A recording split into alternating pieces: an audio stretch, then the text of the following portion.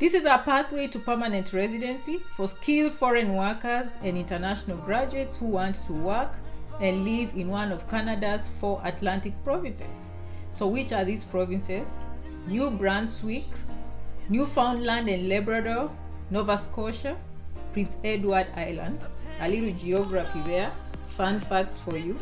So from my research, they say the starting cost for this process can start from anywhere starting from $1,325, and the process will take you about 6 months. So that's not so bad. Okay, so now we are familiar with the northern provinces. Now let's move on to the next slide. I try to be organized so you can go through this video over and over again as you prepare the process. As I said earlier, we need to see what are the advantages, because when we hear we are going to Canada, there are so many ways people go to Canada. So people, express entry is one of those big ones. So we have to compare. So why are you choosing the Atlantic Pilot Program over the express entry? Okay, as I said, express entry takes all Canadian provinces. They need high CSR scores sometimes, and a lot of professionals, people have good as the scores ranging the 7, 8, the CLB scores. Okay, so they are very stringent. So anytime you have competition, your chances get lower. Okay, but now we are choosing the Atlantic Pilot Program. Why? Because it's less tedious, it's more direct, faster, less competitive, and at minimum needs high school diploma and the low CLB score of about 4, meaning spoken about 4. Okay, so you'll go to the links and you will see, but all I'm trying to say is your score might not be as high as the person applying in express entry, and yet you still make it. The good news is you get permanent residency for you and your spouse, and the spouse can be a common law. The process is much faster, and there is no need for the labor certification. So for some of you, this is new terminology. Labor certification, basically, I used it here in America. Before you get a job, you have to apply for labor certification. That means the employer will put in that job, advertise, see if there's any Canadian person applying for that job. If no Canadian applies, then that means the foreign worker is not coming to compete. And there are other things that the employer has to show so that they produce that labor certification. But in this case, when it comes to Canadian provinces, it looks like it's not a requirement. Of course, guys, with the pandemic, things have changed. But for now, just as we continue, you will see, don't give up. These are still active. When you go to those websites, some of them will say we are not taking truck drivers, we are not taking skilled workers, go to this website, do this, we are not doing paper-based applications, all those, just follow instructions. But I will show you some of the things you can do to go ahead of the game. Okay, so moving on to the third slide. So when it comes to the pilot requirements, they have them in 3 categories. For the reasons of this video, I've only put 2. Why? Because some of my audience, they are not in Canada. So one of the requirements has to do with graduates of Canadian universities and colleges, which I did not include here. I'm trying to focus on the audience that is outside Canada, those that have foreign education. Atlantic high skilled and intermediate skilled workers, those are the 2 categories. In general, you must have worked in a management position, professional career, or technical skills for the job you have for at least 1 year. That means it has to be full-time, 40 hours paid. You will do the math when you go on the website.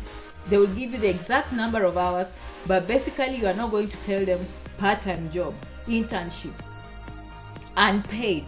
This has to be a paid position, it's full-time, and you've done it for at least 1 year. Of course, the more you have, the better. Have at least Canadian high school diploma or equivalent. Again, don't panic. Those who have Canadian high school, fine. Those who do not have, we will see that you have to go through a process, which is the ECA report, that will have to determine your education, compare it to Canada, and they will accept it. Take a language test to show that you communicate in English or French.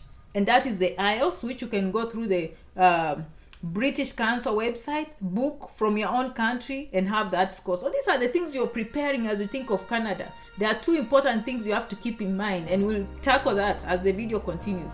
The ECA report and the IELTS. Of course, the other English exams, I focus on the most common, I focus on the most popular, okay? You must receive a job offer from a designated employer in Atlantic Canada to participate in the pilot program. Keyword, designated employer. You are not going to find an employer anywhere in Canada. You will not get permanent residency. Who is a designated employer? These are employers. First of all, the Atlantic pilot program is supported by the Canadian government in conjunction with the provinces, which we mentioned at the beginning of this video, in conjunction with employers. These employers have a problem filling positions, so they want to make use of foreign workers. Some companies probably they do not have that problem, so they are not going to apply the pilot program. Those that have that problem, those that have a need and they need foreign workers, they'll have to go through this Canadian government pilot program, get certified, listed, and determine that they are designated employers. So they have requirements for these employers to meet before they even become designated. So the reason why you have to go through a designated employer is because you'll be able to get permanent residency. You will be able to migrate to Canada legally. So I hope you are the same point, okay? Moving on, it's a lot of information. I'm trying to squeeze it in one setting in a few minutes, but bear with me.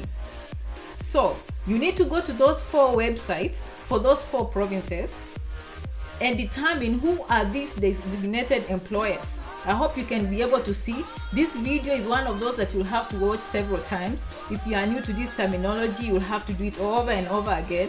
But the point is, always go to the links that I give below this video. Go and watch for yourself. Go and read for yourself. Go in the trenches, do the digging, find out, fill in the blanks. New Brunswick, the official website. Nova Scotia official website. Prince Edward Island official website, and Newfoundland Labrador official website. Okay, forgive me for my pronunciation. So now, after you go on those official websites, there's something I have to tell you. Some jobs are not active. Maybe they were posted years ago. The main reason you are going there is just to see who is this designated employer. Click on that employer, go to their website, see if they have any current openings. If that doesn't work, you can go to something called, you can go to indeed.ca. Don't go to Indeed America, go to Indeed Canada. Punch in your profession, for example, registered nurse. Know your NOC code. Punch in the province you want to go to. So once you're on Indeed.com or on any other link that is providing jobs, you want to make sure you put in your profession and the province. Once you get the jobs, you want to make sure that that employer is designated. So if I were you, I go to Indeed.ca, I determine the employer that is giving me the job, I copy and paste, I go back, for example, to New Brunswick website, I compare and find out whether they are designated or not before I waste my time applying. Remember, you only want to apply to employers that are designated.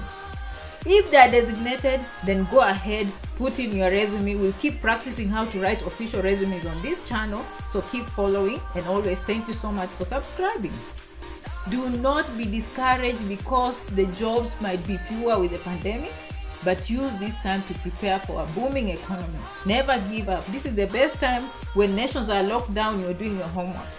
Now, from experience, I've seen many people that call me, Janet, can you check for me this website? Is this the correct website? Is this the correct link? So in my presentation, I try to give you a visual picture of how these websites will look. But of course, many of you are smart. You'll go down here and you'll find the link. But experience has taught me not to assume anything, to teach from the very basic to the very complex. So this is how the New Brunswick official website logo looks like. Moving on, this will be the website for Prince Edward Island. That is how it will look. This will be the website for Nova Scotia. That will be the logo. Okay, so let's go ahead again, and then this will be Newfoundland. Okay, I hope I'm making sense. So New Brunswick, we are learning some geography, some fun facts about Canada. These are the Atlantic program provinces. These are the ones, the major 4 that are participating in this pilot program. So you want to find a job on this website, New Brunswick, or any other websites, indeed.com, and by the way, LinkedIn. If you are a follower of Janet, if you're wanting to go to Canada, you need to have a good LinkedIn profile, professional pictures, professional resume, put down everything, give yourself credit, show what you do, of course using the NOC language, NOC codes. You want to make sure you determine when the employer comes to your LinkedIn profile, that's what they see, and start following those employers on LinkedIn. Like the employers you find on New Brunswick, if they have a LinkedIn account, follow. Okay, same thing, Prince Edward, Newfoundland, okay, Nova Scotia. All right, now we know the provinces. Now this is common knowledge. We are not going to go again and start cramming, oh, what is this Atlantic program? Now we know. Okay, now you go on those websites. Now you found an employer. They like your resume. They interview you, which we'll learn on this website. Keep on following on this channel how to interview, so we know the right skills to give us a chance and the best chance to get the job. If you receive a job offer from this employer, these are the things you need to keep in mind. Ask a copy of the employer's confirmation of designation. Remember, we just said for you to get permanent residency, that employer has to be designated. So you want a copy. Once they give you a job offer, you are going to ask for a copy of designation. Okay, you must receive a job offer from a designated employer in Atlantic Canada to participate in the pilot program. Okay, that is clear.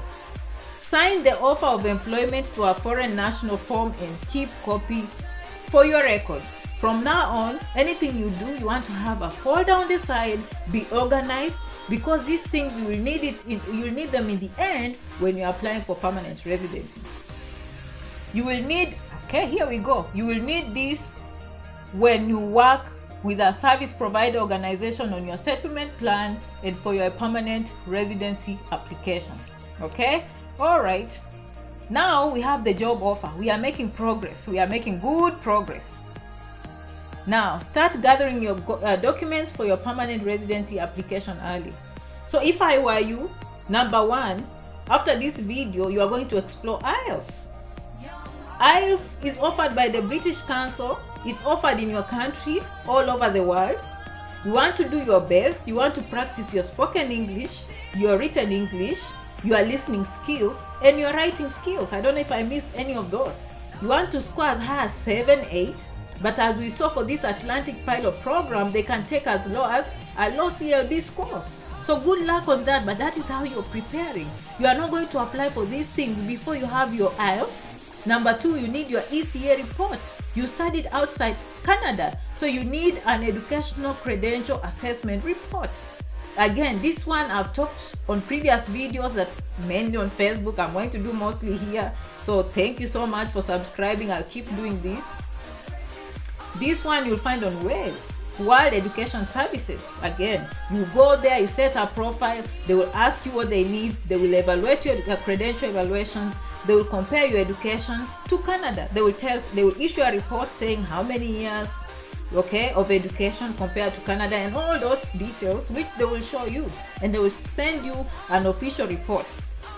Okay, you need to have proof of funds. So when you arrive to Canada, you need to have enough money to support yourself and your family. So things are changing of late. I think they are going to support people. For me, I believe in any situation, money is never the issue. It's a strong desire to succeed. Money will always follow, okay? So you do first things first. The most important things first. Get a settlement plan. Now, we've gone to the websites. We have searched for jobs. We found a designated employer. We made applications with a good resume. They interviewed us over Skype or wherever means they interviewed us. They gave us a job offer. We asked for a designated letter. Now, the employer now has to send you to the next step. They cannot do this step, guys. You are going to do yourself. This is called a settlement plan. This will help you and your family adjust to your new home in Atlantic Canada. It will provide you with useful resources and contacts to help you feel welcome in your new community. Remember, the employer will not do this for you. These plans are completely free. There are many organizations you can use to give you a settlement plan, but according to my sources, your designated employer can help you find one. If I were you, I'll go by the suggested one. You ask the employer, so who are these organizations? Whom will you recommend to do a settlement plan for me? Then they will give you contacts. If not, of course, Janet Rangi will give you some of these things. Keep watching. If you're outside Canada, there are several settlement services providers, organizations in Canada you can contact. Check with your designated employer for recommendations. Settlement service provider organizations do not know which employers are looking for workers, so do not contact them to find a job. Remember, you're finding the job yourself. Once you have your settlement plan, give a copy to your employer and keep a copy for yourself. If you are not in Canada, bring the plan with you when you move to Canada. What am I saying? Now the employer sent you to get a settlement plan. Now you have a settlement plan. You have to take it back to the employer quick. Don't sit around. Don't say, oh, what next? No. Bring that settlement plan. Tell the employer, here's my settlement plan. And then the employer now will move to the next step. During that time, make sure you stop on this website, which is Next Stop Canada, and register yourself, okay? Register yourself for more resources. Now, once the employer has your settlement plan, the province must endorse your job. So it's not just a matter of the employer giving you a job. You actually have to have the settlement plan, and then the employer is the one who will submit that settlement plan and do this whole process of endorsement. Your employer will handle this process. Do not submit your permanent residency application until you confirm the employer that has offered, the employer that you gave you the offer has been endorsed. Let me repeat that, it was a little bit confusing. Make sure before you put your permanent residency application, you ask your employer if the job the employer gave you has been endorsed by the province. That is the process. If the province endorses your job offer, you will get a certificate of endorsement in the mail. Include your endorsement certificate with permanent residency application. I think this will simplify. Basically, you have your ECA report, you have your IELTS, you find an employer, they give you a job offer. Once they give you a job offer, you ask them for a letter of designation, you keep that letter, you go to a settlement plan, you have copies of the settlement plan, you take them back to the employer goes to the province to ask for endorsement, the province endorses you and send you an endorsement certificate. That's the only moment you are now ready to apply for permanent residency in Canada, including your spouse and common law person. Okay, choose an application package you'll be applying through. So now when you're applying for permanent residency, this is our last step. You have to make sure you're in the right track. You have to make sure you're in the right package. As I told you, this Atlantic Pilot Program has 3 programs. There's one for high-skilled workers, there's another one for intermediate skilled workers, and the third one for international graduates. In Canada, I did not want to include the third one. So remember, you have to you can't be a skilled worker and you apply the wrong package of intermediate workers, and vice versa. You cannot. So skilled workers, probably doctors, engineers, dentists. Intermediate workers, you'll find examples and NOC codes. You have to be familiar with this terminology. You are not going to Canada if you don't know what ECA report is. You have to know canada.ca. You go punch in NOC code that will match your job. Your job description under the NOC code, and that code you keep it because that's what you will use everywhere. It has to be accurate and reflect your profession. Okay, now we are almost done. Actually, we are done. Okay, so the application package, if you're a high-skilled worker, you go there. It includes the instructions and guides you with all the forms you need to fill out, including these Atlantic Immigration Pilot documents. Okay, again, I'll summarize. They are right here. Since they are written down, I'll read for you. Offer of employment to a foreign national. You will need that document. Okay, that's the job letter. It will come from employer. Certificate of endorsement. That will come from the province. And then you may need to give biometrics. In most cases, you need to give fingerprints and photo biometrics after you apply, and they will tell you where to go. So that's not something to worry, okay? If you meet the requirements for permanent residency under the Atlantic Immigration Pilot, you may be eligible to apply for a work permit, and this work permit application will be paper-based. Basically, that is the pathway to permanent residency. Once it's approved, good luck. Take your plane, fly to Canada. Keep following Janet Rangi. We love you so much for following, okay? Now here we go. These are some of the references because Janet is in the United States. When I give a presentation, I'll have to give my sources and my disclaimers.